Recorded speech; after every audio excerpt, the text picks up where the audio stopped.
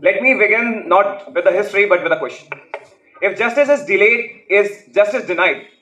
But if justice is permanently denied, what do we call it? Peace? Or fear disguised as harmony?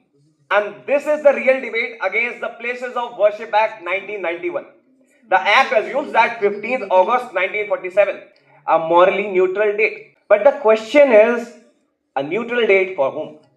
Many religious sculptures were altered centuries ago.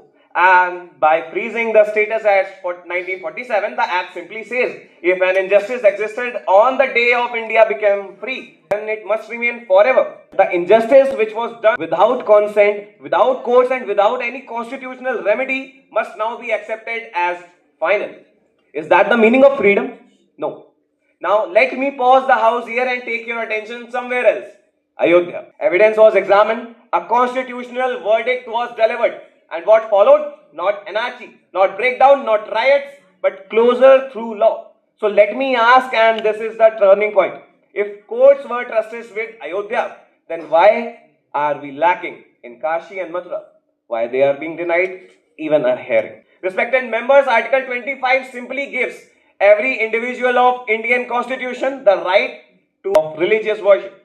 But this act do something dangerous. It blocks courts entirely. It protects disputed structures but restrains believer from constitutional remedy. And let us be honest, courts exist precisely to resolve sensitive disputes peacefully. Peace built on justice endures, but peace built on silence eventually fractures. So history should not rule us, but neither should it be left unattended.